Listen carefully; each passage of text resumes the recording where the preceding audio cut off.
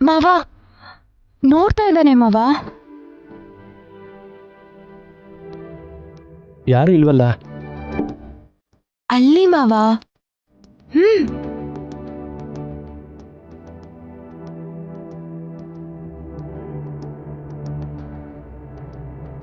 ಮೋಡದೊಳಗಡೆ ಇರೋದ್ ಬದಲು ಹೊರಗಡೆ ಬಂದು ನಮ್ ಕಡೆನೆ ನೋಡ್ತಾ ಇದ್ದಾನೆ ಮಾವ. ನೋಡೋಕ್ಕಲ್ಲ, ನಮ್ಮ ಸಂಬಂಧ ಬಲವಾಗ್ಲಿ ಅಂತ ಅಲ್ಲಿಂದಾನೇ ಆಶೀರ್ವಾದ ಮಾಡ್ತಾ ಇದ್ದಾನೆ.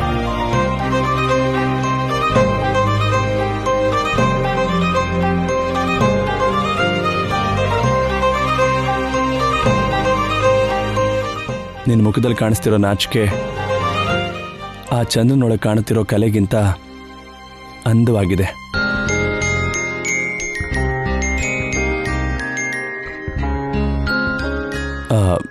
ಆ ಚಂದ್ರ ನೋಡು,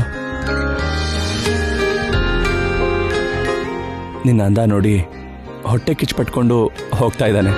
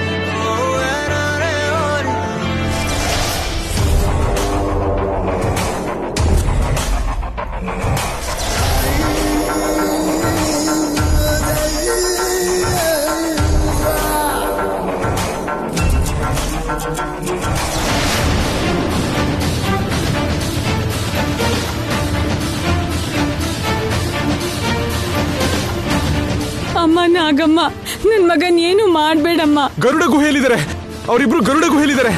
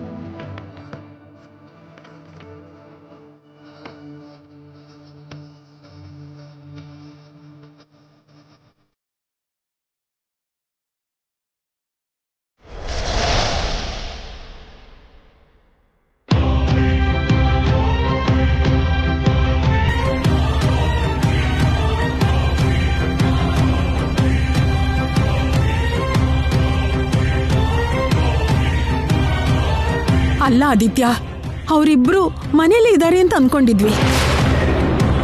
ಹಾಗಾದ್ರೆ ಇದನ್ನೆಲ್ಲ ನೀನು ಭೈರವಿ ಸೇರಿ ಮಾಡಿದ್ದೀರಾ? ಹೌದು ಅಜ್ಜಿ.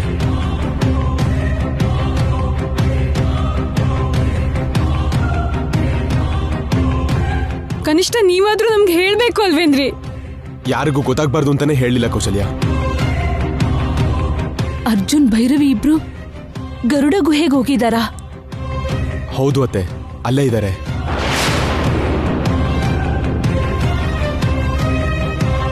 ಅವರಿಬ್ರು ಎಲ್ಲಿದ್ದಾರೆ ಅಂತ ನೀ ಹೇಳಿದ್ದಕ್ಕೆ ನಾಗಮ್ಮ ಈಗ ಅಲ್ಲಿಗೆ ಹೋಗಿರ್ತಾಳೆ. ಅವರಿಬ್ಬರನ್ನು ಏನ್ ಮಾಡ್ತಾಳೋ ಆದಿತ್ಯ. ಅತ್ತೆ, ನೀವೇನು ಟೆನ್ಷನ್ ಮಾಡ್ಕೋಬೇಡಿ, ನಾಗಮ್ಮ ಅಲ್ಲಿಗೆ ಹೋಗಕ್ಕಾಗಲ್ಲ. ಇಲ್ಲಿಗೆ ಬಂದು ನಮ್ಮನ್ನೆಲ್ಲ ಗಾಬರಿ ಮಾಡಿರೋ ನಾಗಮ್ಮ ಅಲ್ಲಿಗೆ ಹೋಗಿ ಅವನನ್ನೇನು ಮಾಡಲ್ಲ ಅಂತ ಹೇಗೆ ಹೇಳ್ತೀಯೋ? ಅಜ್ಜಿ, ಇದಕ್ ಮುಂಚೆ ನಾಗಮ್ಮ ಆವೇಶದಿಂದ ಹೋಗುವಾಗ ಏನಂದ್ಲು ಅಂತ ನೆನಪು ಮಾಡ್ಕೋ.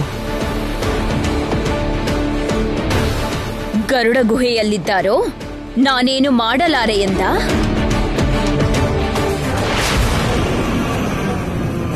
ಅವರಲ್ಲಿರೋದಕ್ಕೆ ನಾಗಮ್ಮ ಅಲ್ಲಿಗೆ ಹೋಗಕ್ಕಾಗಲ್ಲ.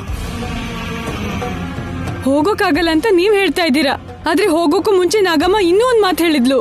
ಅದನ್ನ ನೀವು ನೆನ್ಪು ಮಾಡ್ಕೊಳ್ಳಿ. ನನ್ನ ಶಕ್ತಿ ಮುಂದೆ ಆ ಗರುಡ ಗುಹೆ ನನ್ನೇನು ಮಾಡೋಕ್ಕಾಗಲ್ಲ. ಅವನ ಅಂತ್ಯ ನೋಡ್ತೀನಿ. ಕೌಸಲ್ಯ, ನಾಗಮ್ಮ ಏನೋ ಆವೇಶದಿಂದ ಅಂದಿರ್ತಾಳೆ. ಆ ಗರುಡ ಗುಹೆ ಒಳಗೆ ನಾಗಮ್ಮ ಹೋಗಕ್ಕಾಗಲ್ಲ. ಇಷ್ಟಕ್ಕೂ ಆ ಗರುಡ ಗುಹೆ ಮೇಲಕ್ಕೆ ಸರ್ಪಗಳು ಹೋಗಕ್ಕಾಗಲ್ಲ. ಸರ್ಪಗಳು ಅಲ್ಲಿ ಹೋಗದೇ ಇರೋ ಪ್ರದೇಶ ಅದು. ಸರ್ಪಗಳು ಹೋಗೋಕಾಗದೇ ಇರೋ ಸ್ಥಳ ಅಂತ ನಿನ್ಗೆ ಹೇಗೆ ಗೊತ್ತು ಆದಿತ್ಯ? ಮಾವ, ನಾನು ಮಾಡಿರೋ ರಿಸರ್ಚ್ ಅಲ್ಲಿ ಆ ದೇವಸ್ಥಾನಕ್ಕೆ ಸಂಬಂಧಪಟ್ಟಿರೋ ರಹಸ್ಯ ಇದೆ. ಅತ್ತೆ, ನೀವೇನು ಗಾಬರಿ ಆಗ್ಬಿಡಿ ಅತ್ತೆ. ನಮ್ಮ ಅರ್ಜುನ್ ಭೈರವಿನ ಆ ನಾಗಮ್ಮ ಏನು ಮಾಡಕ್ಕಾಗಲ್ಲ. ನನ್ನ ಮಾತನ್ನು ಕೇಳಿ ಅತ್ತೆ, ನೀವೇನು ಯೋಚನೆ ಮಾಡ್ಬಿಡಿ.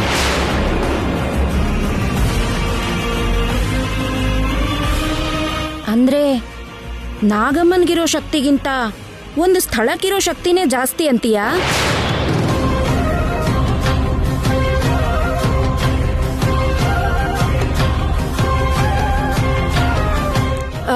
ಅಂದ್ರೆ ನಾಗಮ್ಮ ತನಗಿರೋ ಶಕ್ತಿಯಿಂದ ಅವನನ್ನ ಏನ್ ಮಾಡ್ತಾಳೋ ಅಂತ ನಂಗೆ ಭಯ ಆದಿತ್ಯ.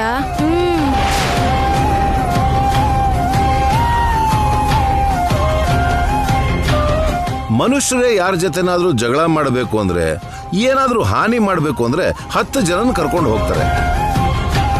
ಅಂತಾದ್ರಲ್ಲಿ ಸರ್ಪಗಳು ಅವ್ರ ಸಮಸ್ತ ಸರ್ಪ ಜಾತಿನೇ ಕರ್ಕೊಂಡೋಗಿ ಅವ್ರಿಗೇನಾದ್ರೂ ತೊಂದರೆ ಮಾಡಿದ್ರೆ ಏನ್ ಮಾಡೋದು?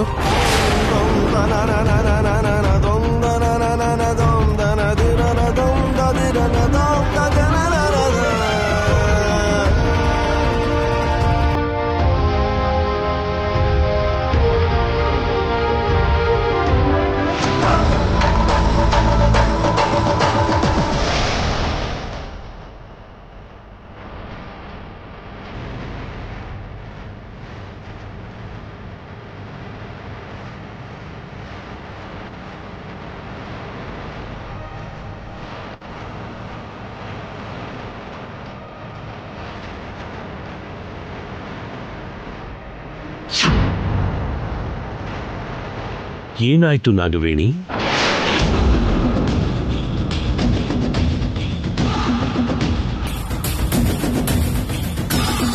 ನಿನ್ನ ದೇಹದ ಮೇಲೆಲ್ಲ ಗಾಯಗಳಾಗಿದೆ, ಏನಾಯ್ತಮ್ಮ? ಮದುವೆಯಾದ ಮೇಲೆ 2 ದೇಹ ಒಂದಾಗುವ ಕಾರ್ಯ ನಡೆದರೆ ಆ ಗಂಡ ಹೆಂಡತಿ ಸಂಬಂಧ ಇನ್ನೂ ಬಲವಾಗುವುದು. ಹಾಗಾಗಬಾರದೆಂದು 2 ಸಾರಿ ಅರ್ಜುನ್ ಭೈರವಿಗೆ ಶುಭ ಕಾರ್ಯ ನಡೆಯದ ಹಾಗೆ ನಾನು ಮಾಡಿದೆ ಗುರುದೇವ. ನನ್ನ ಕಾರಣದಿಂದ ಯಾವ ಆತಂಕಗಳು ಎದುರಾಗಬಾರದೆಂದು ಈ ಬಾರಿ ಅವರು ತುಂಬಾ ಬುದ್ಧಿವಂತಿಕೆಯಿಂದ ನಮ್ಮ ಸರ್ಪಗಳು ಪ್ರವೇಶ ಮಾಡಲಾಗದ ಗರುಡ ಗುಹೆಯಲ್ಲಿ ಶುಭ ಕಾರ್ಯಕ್ಕೆ ಸಿದ್ಧತೆ ಮಾಡಿಕೊಂಡಿದ್ದಾರೆ.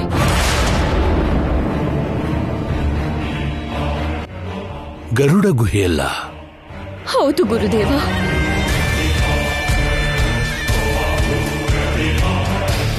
ಅವರ ಸಂಬಂಧ ಬಲವಾಗದೇ ಇರುವುದಕ್ಕಾಗಿ ಹೇಗಾದರೂ ಆ ಶುಭ ಕಾರ್ಯವನ್ನು ನಿಲ್ಲಿಸಬೇಕೆಂದು ಆ ಗರುಡ ಗುಹೆಗೆ ನಾನು ಹೋಗಿದ್ದೆ. ಅಲ್ಲಿ ಲೆಕ್ಕವಿಲ್ಲದಷ್ಟು ಗರುಡಗಳು ನನ್ನ ಮೇಲೆ ದಾಳಿ ಮಾಡಿ ನನ್ನ ಗಾಯಗೊಳಿಸಿ ನಾನು ಮುಂದೆ ಹೋಗದಂತೆ ಮಾಡಿಬಿಟ್ಟೆವು ಗುರುದೇವ.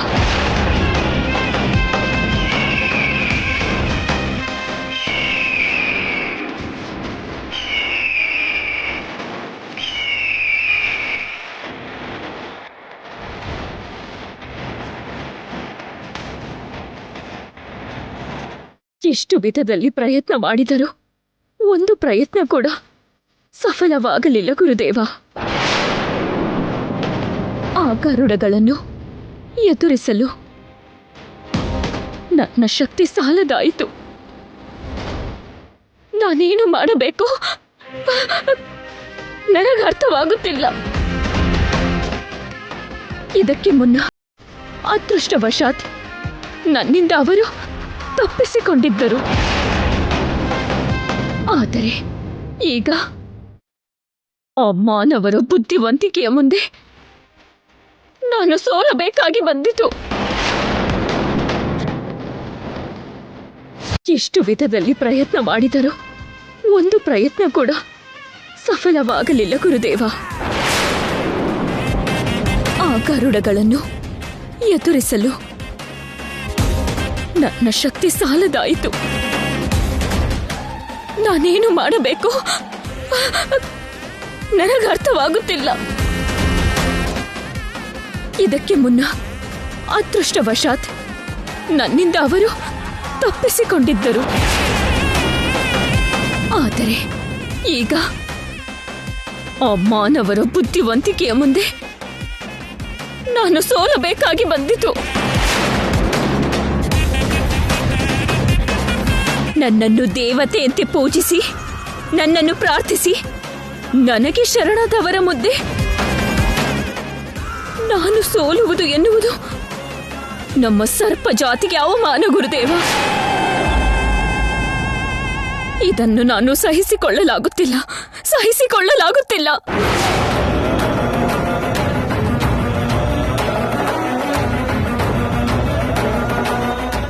ಪ್ರತಿಯೊಂದಕ್ಕೂ ಒಂದು ಪರಿಹಾರವಿದೆ ನಾಗವೇಣಿ. ಏನು ಗುರುದೇವ, ಏನು ಆ ಪರಿಹಾರ? ಹೇಳಿ ಗುರುದೇವ, ಹೇಳಿ. ಆ ಭೈರವಿ ಕದ್ರುಹಾದೇವಿ, ವಿನಿತಾದೇವಿ, ಮಾನಸಾದೇವಿಯವರ ಅನುಗ್ರಹ ಸಂಪಾದಿಸಿ ನಿನ್ನಿಂದ ತನ್ನ ಪತಿಯ ಪ್ರಾಣವನ್ನು ಕಾಪಾಡಿಕೊಂಡಳು. ನೀನು ಕೂಡ ಭೈರವಿ ಮಾರ್ಗದಲ್ಲೇ ಹೋದರೆ ನಿನ್ನ ಮಾವ ಬದುಕುವ ಅವಕಾಶವಿರುತ್ತದೆ. ನಿನ್ನ ಬೇಡಿಕೆ ನೆರವೇರುತ್ತದೆ.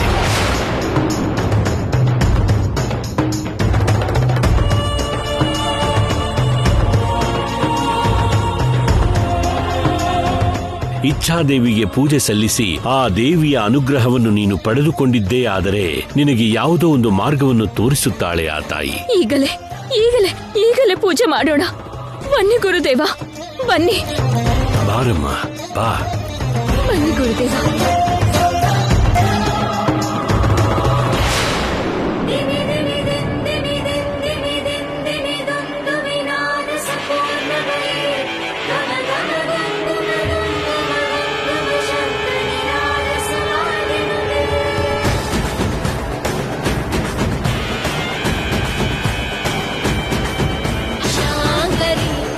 ईश्वरी महेश्वरी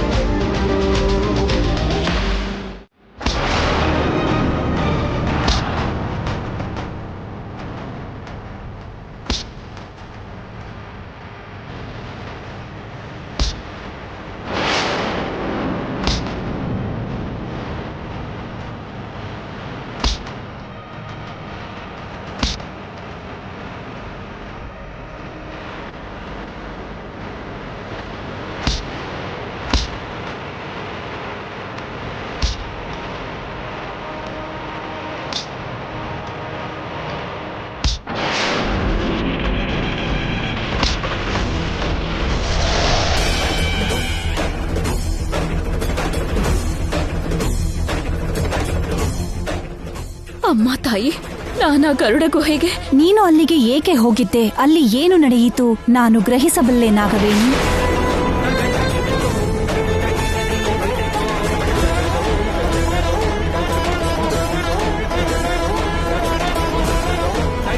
ಸರ್ಪಜಾತಿಯ ರೂಪದಲ್ಲಾಗಲಿ, ಸರ್ಪಗಳು ಮನುಷ್ಯ ರೂಪದಲ್ಲಾಗಲಿ ಯಾರು ಆ ಗರುಡ ಗುಹೆಗೆ ಹೋಗಲಾರರು. ಹೋಗಲಾಗದ ಪ್ರದೇಶವದು. ಹೋಗಲಾಗದು ಎಂದು ತಿಳಿದಿದ್ದರೂ ಯಾರಾದರೂ ಸಾಹಸ ಮಾಡಿದ್ದರೆ ಗರುಡಗಳಿಂದ ಸಾಯಲೇಬೇಕಾಗುವುದು. ಹೋಗಲೇಬೇಕು ಎನ್ನುತ್ತಿರುವುದರಿಂದ ಅದಕ್ಕೆ ಒಂದು ಪರಿಹಾರವಿದೆ.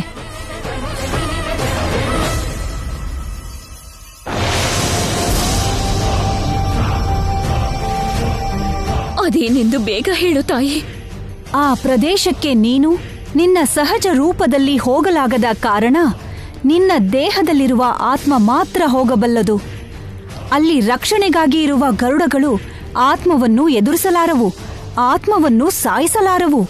ಆದ್ದರಿಂದ ನೀನು ಆತ್ಮರೂಪದಲ್ಲಿ ಹೋಗಿ ಅವರನ್ನು ತಡೆಯಬಲ್ಲ ಅವಕಾಶವಿರುವುದು ನಾಗವೇಣಿ. ನಾನು ಹೇಳಿದ ರೀತಿಯಲ್ಲಿ ಹೋಗು. ವಿಜಯೋಸ್ತು. ಧನ್ಯೋಸ್ಮಿ ತಾಯಿ.